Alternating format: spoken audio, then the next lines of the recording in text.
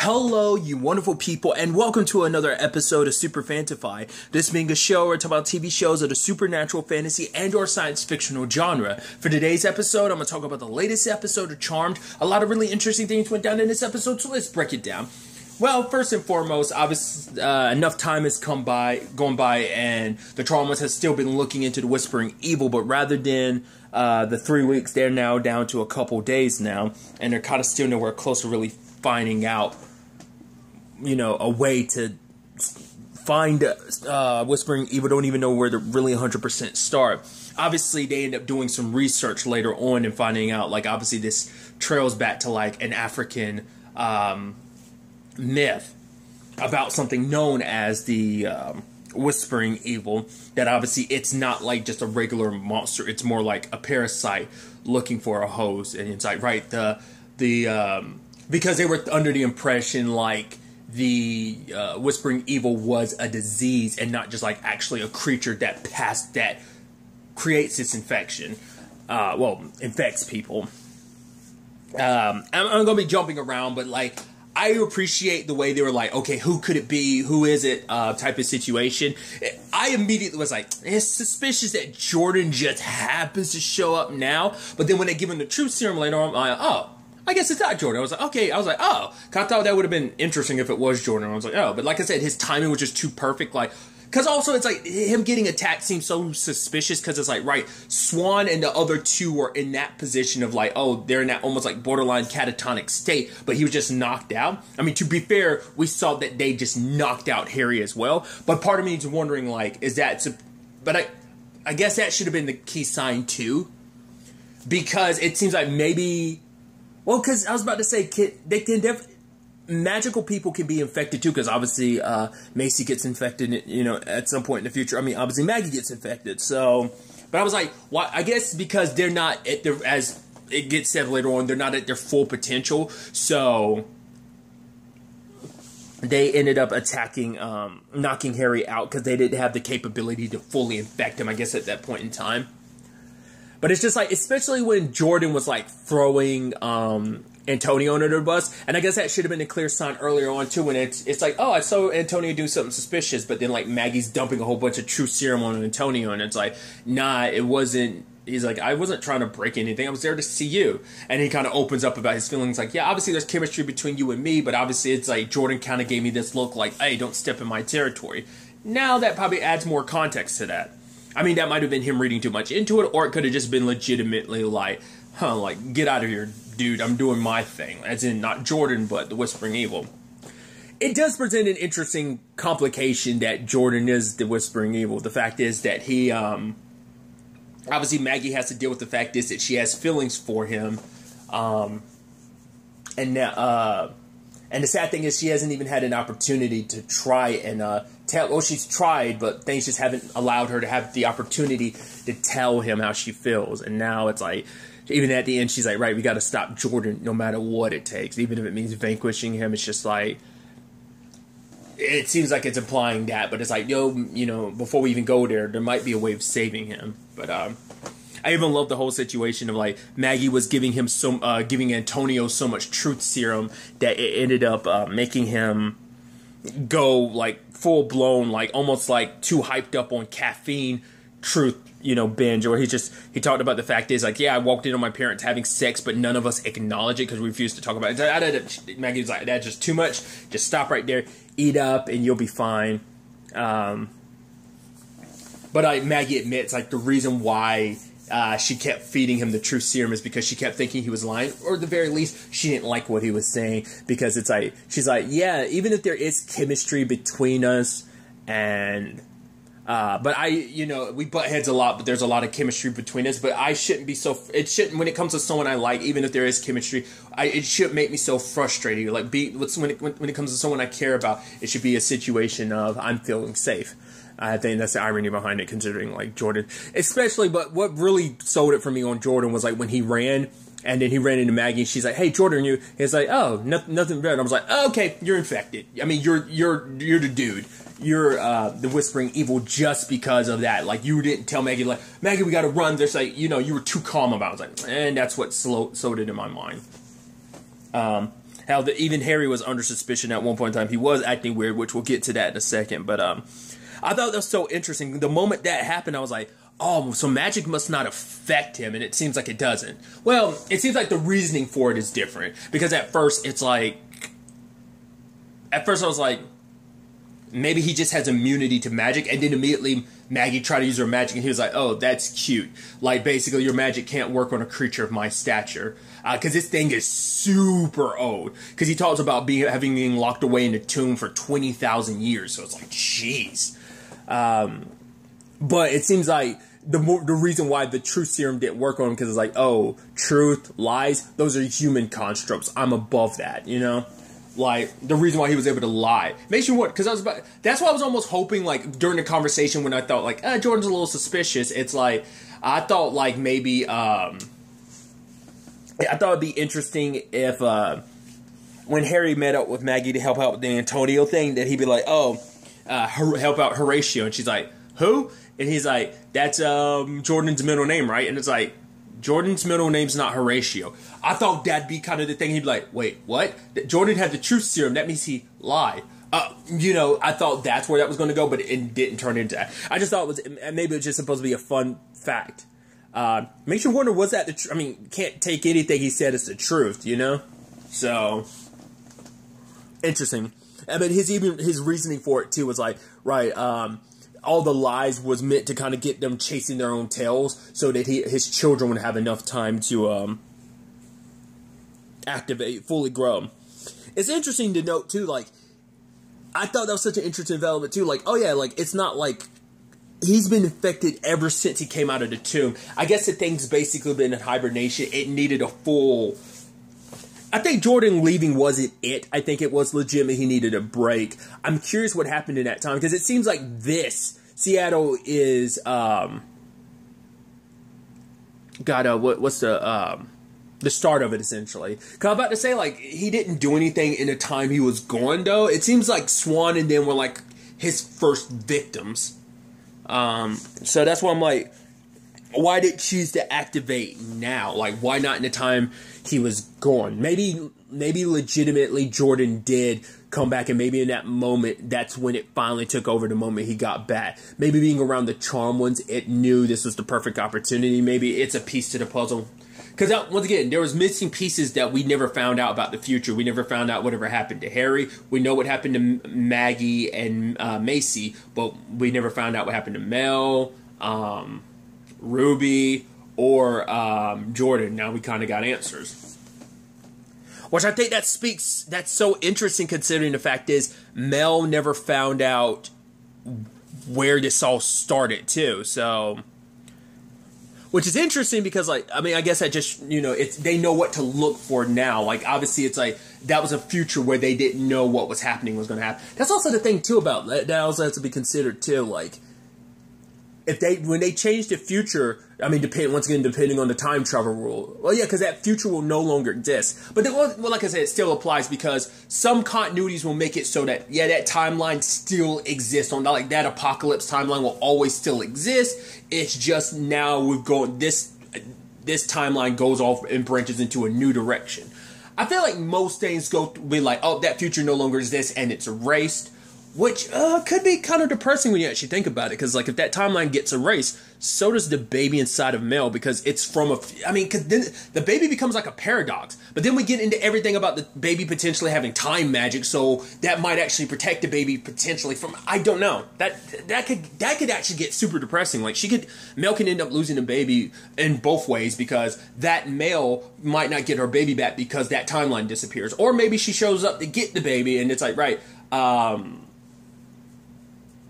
yeah, like I said, it depends on how they want to handle that. That could get super depressing, because that's a conversation I'd never thought about till now, and I'm sure they haven't really thought about. Like, right, if we change the future, that means Mel's baby potentially might disappear. Or it might, like I said, if it's a paradox baby, it might just be like, no, the baby's just, it's a baby from the future that's being born and staying and living in this time frame. So that's just something interesting to think about. But, I also kept wondering, like, I thought that was so interesting because I legitimately forgot about the clown. They went through the trouble of introducing it at the beginning of the episode. I was like, is that a clown sitting over there? And now it's like, yeah. And like Macy was like, why did I let the weed shop hire a clown? It's like, oh.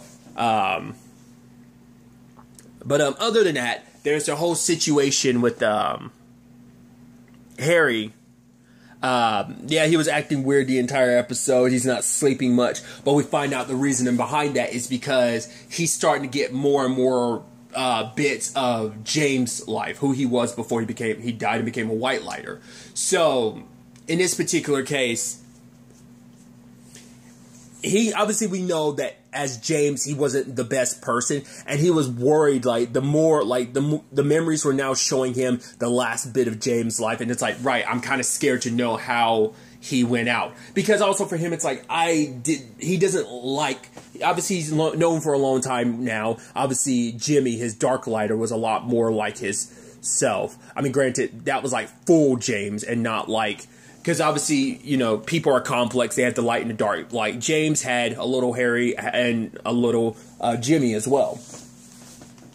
But now it's just, you know, a concern of Harry's like, what if, he never thought about, like, what if I become human again and I end up repeating? Like, what if like, being James is so ingrained in me that the moment I become human again, you know, because for him, I think it's probably like becoming a white lighter made him a better person, because I mean, we kind of found out why though, because all the darkness got stripped out and, you know, and made into Jimmy. But it's like, now he's worried, like, you know, if I become human again, you know, becoming human comes with those the complexity, you know, of making mistakes and, you know, stumbling a little bit. And that would be stumbling a bit, going back to who he was. But even Macy had pointed that out to him, that, right, like, even those bad parts of you, they're only a part of you. She's like, I understand more so than anyone what it's like to struggling with your, like, darker nature. But it's like, it's not all there is to you. It's only a part of you, you know? It doesn't fully define you, so... But ultimately, Harry does end up, when he got knocked out by Swan, end up seeing the end of that memory. And yes, he was hitting on a woman shamelessly, a married woman, but he did something selfless in the end. He died saving a kid. And maybe on some level you can make the argument maybe it's because James wasn't the greatest father. So, you know, but he still loved his son. So maybe in a way it was like, right, try to make up for that on some level by saving a kid. It's like, I don't want a kid to get, like, maybe when he saw that little girl, all he could think of was his own son. And he'd do anything to protect his child. So he wanted to do the same thing for that mother's child. I don't know. I think you can probably think of it like that on some extent. Because even then, maybe he was self-aware to know of, like, I wasn't the greatest husband, wasn't the greatest father, you know? I wasn't there for my son in many different ways, so... But it makes Harry feel better knowing, like, hey, like, I died protecting... even being the selfish coward that I died protecting someone, you know? And I think it's almost, you know... very befitting, like, obviously for him to eventually end up becoming a white lighter and protecting, you know, the Charmwinds and people. So, you know, it makes sense that coming full circle like that in certain regards. They also note the fact is that, oh yeah, Harry's orbing isn't working, so it's like, right, there is that humanity is creeping up fast, so don't be counting on that. Luckily, they have the command base that they can just, like, teleport places, but they don't have the convenience of Harry's orbiting anymore, so... at least it's waning away heavily. Like, even if it did manage to spark up a little bit after this, it can't be counted on. It does seem like it is just like, yeah, it's not working, so it might be completely gone at this point in time. We'll have to wait and see. I should also talk about the fact is that luckily because of Mel's baby, Macy was able to concoct a cure for the allergy, and so it's not till the end of the episode they find out, like, no, we are cured. It's like, wait, as I touched Jordan, he was a magical creature, and there was nothing. So, and then her and Macy touch, they activate the barrier spell, and then Macy and Harry hug. So it's like, oh, that works out. It's like, oh, cool. So the allergy's finally gone. I wonder, is it going to be a temporary thing, or is it like a permanent thing? We'll have to wait and see. I'm curious, like, why that is, though. Like, why Mel's baby in particular, like... Maybe it has something to do with who the dad is on some level. I don't know.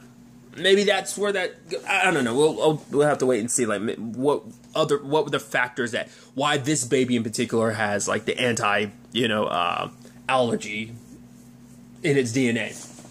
But, other than that, we have Mel this episode kind of breaking down, just like, fixing a crib and everything. And the moment she starts crying, you're like, oh, she's like, an Alan Rich, like, who's this guy Alan, and why is he having Rich named after him? And she's like, oh, and she starts crying, just like, oh, poor Mel. It's also sad, because, like, she, like, at least you have some I mean, you can't fully prepare, like, for how your body's going to react to having a baby, but it's like, it kind of got thrown at her all at once. You kind of get you're at the deep end of the pregnancy, too, like, I'm not well versed in all the stages of the pregnancy, so I don't know if, like, hormones hit you early on in the, like, I don't know if, like, your hormones are, like, thrown off balance and stuff like that, early on, in the pregnancy like that. Probably to an even more extent later on. It's like, so to get that kind of hitting you at the end like that kind of sucks. But she did activate her powers at one point in time and froze time, and I was like, okay. Future Mel did say her powers were going to come back, but it's like, is that because of her, or is that because of maybe that ends up being a thing later on where it's like, okay, so it's either because of all the hormones, because basically there's so much magic pouring inside of her, because just from herself alone, but also the pool of magic swirling around because of your baby. So either your baby's going to be a time witch, or because of all the hormones flooding your body, it's just like, it's made your old powers activate. It's still unclear at this point in time. Like I said, I think because if it is a time baby, that might prevent it from disappearing when they potentially change the future. We'll have to wait and see. But along those same lines, we have the whole situation with, we opened with, the fact is that, like, the moment that lady was walking in, I don't know why, I just had a feeling, I was like, that's Waverly, isn't it? And it's like, lo and behold, it is Waverly. Abigail had to do the creepiest thing, breaking into her car and waiting for her. But obviously it's like, oh, this is your house? Of course, it's empty and blah, blah, blah. It's just like, you just got here and you're already throwing shade at your sister. But obviously for Abigail, it's like, right, I need your help removing the demon within me. The demon powers within me, because she wants to give Macy back her demon powers. But it's like, also she has to bring up the fact, yeah, take out these demon powers that I stole. It's like, and the fact that she's willing to admit that, the fact that she didn't lie about it, like, and try to seem more altruistic, you know, like, I think that should be, but Waverly and her have such beef that Waverly's like, oh, you think I haven't forgotten what you did to me, and has the scars on her head. It's like, the sad thing is, she was a little girl, she didn't know what she was, like, your mom's punishments didn't make anything better. Rather than trying to understand her, she just punished her. No matter what because even during the trial, she was like, no matter what I did, the demon stuff, the witch stuff, like, I was always an abomination to you, so you, like, punished me no matter what I did. So, but it turns out there's a demon after Waverly, which she thought it was Abigail that sent it, but she's like, I haven't sent any demon after you. Initially, she's like, oh, it must be people after me because I am the demon overlord. But it's like, but also, like, how many people know that Waverly's your sister, that you even have a sister? Like, how many people would even know that, left in the demon world? Whatever the case may be. Show up at Mel's place, and it's like, oh, what is she? And Waverly's like, oh, what is she, your girlfriend?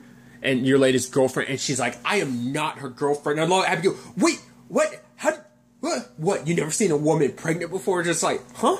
And then now hearing about the future and everything, she's like, huh? Did you ever find out about who's the baby? Like, you know, maybe it's, you know, a certain frenemy of yours or something like that, which I thought was super cute, Abigail. Even later on, Abigail's like, oh, like, you're going to leave our baby in that death trap you're building, which I'm like, shut up, Abigail, you don't even know it's yours. I think it'd be super cute and adorable if it was, but no. I just love that. I think it was just more so just her being cheeky, but still. I love that immediately. I wonder, because I didn't get into the whole conversation, but I wonder, does Waverly know that, like, oh, you're in the house of one of the charmed ones? Like, you're, you know, probably doesn't care. Maybe it didn't, because it didn't seem like it came up in conversation of like, yeah, like, oh yeah, I'm Mel. She probably just like, I'm another witch. Because there's enough people who fawn over and like, oh my god, I'm in the presence of the charmed ones, but maybe just like they're not making it as much of a big deal anymore. I mean, in certain cases they are, but it's not like, you know, you don't have magical creatures rolling up, be like, oh my god, you're the charmed ones, oh my god, I need your help. Like I said, that was like a lot more in the original series than it has been in this one. But I love that, like, obviously Abigail and her sister are about to go toe to toe, because like it's like her sister threw shade about like, oh, like you'd be the worst possible mother, and it's like, really, me being a terrible mother? Think about the mother we had. It's like, mom only was the way she was because of you. She tried her best, but you're an abhorrent demon, just like going at each other's throats. And so Mel had to stop over. She's like, I'm already dealing with one baby. I'm not about to deal with 2 more children. So, separate rooms. I'm like, that's kind of adorable, her going in full-blown mom mode like that. But, obviously, it's like, right, I'm trying to get the knife back. Because my sister said, like, our mom has it, and I'm trying to get the knife back to give Macy back her powers. And it's like, oh, so you're trying to you're going so far and above and beyond, like, to make amends with Macy? It's like, yeah. Because, like, she's the one that she kind of feels like, obviously, Maggie and Mel's kind of softened up the most, and so is Maggie when it comes to Abigail, but Macy's still the kind of most, like, to the point it's like, oh, one of us is going to have to pretend to be her. It's sure as hell not going to be me. It's kind of what, Macy kind of made it out to be. But Mel was saying, like, rather than focusing on just trying to save, try to rebuild your relationship with, like, fix things between you and Macy, try and fix things between you and your sister, your own sister, you know? And so, but then, like, she was acting super shady, like, she activates that beacon thing. At first, I was like, whoa, what are you doing? I'm like, what, are you up to some super shady stuff? I'm not understanding this. And all of a sudden, the demon shows up and attacks. Luckily, they were able, because he didn't know he was missing, because he was like, who are you? It's like, oh, you just stepped to the demon overlord, you idiot, and one of the charm ones, you double idiot. Luckily, because of this whole time magic thing, when he threw the knife, luckily, Mel was able to freeze time and stop it. But it's like, okay, like, I'm not after your sister, I'm after her daughter. And it's like, wait, who hired you? And it turns out their mom did. You're like, jeez. Like, their mom, like, wanted to demonize Abigail for being so terrible, and it turns out she's after her own, hiring a demon to, like, that's the crazy thing. Because that's also the thing, too, like, you're the one that hooked up with Alistair. Maybe it wasn't the accident, like, oh, you didn't know what he really was thing. Because that's, once again, me being part demon, that's on you. You're the one that, hooked up with a demon. That's on you, not me, you know? But, for Waverly, it's like, that was all she needed. And in that moment, she ends up killing the demon.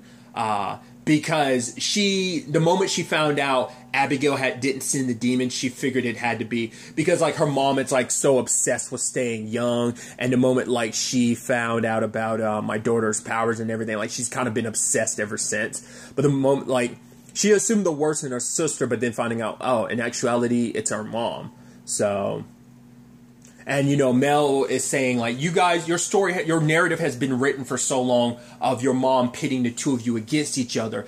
But, narratives it's an old narrative, and they can be rewritten. So you have an opportunity to kind of start fresh, Your mom's kind of been the catalyst of why you guys are the way you are, And so Waverly is offering to help Abigail get the dagger from their mom. So that's definitely going to be some interesting confrontations going forward of, like, I mean, it's actually going to be kind of sweet, like, both sisters going up against their evil mother, which is, like, that's, I mean, their mom was already kind of like, she kind of sucks, like, during that trial and everything, like, that kind of made it clear. I mean, even, like, inside of the Tomb of Chaos, you kind of figured that, just based on, like, Abigail's projection of her mom and stuff like that, made you go, like, oh, her mom sucks. Even more so than the trial, you're like, oh, her mom super sucks. And now it's like, oh, man, their mom is just downright terrible. It's like, oh.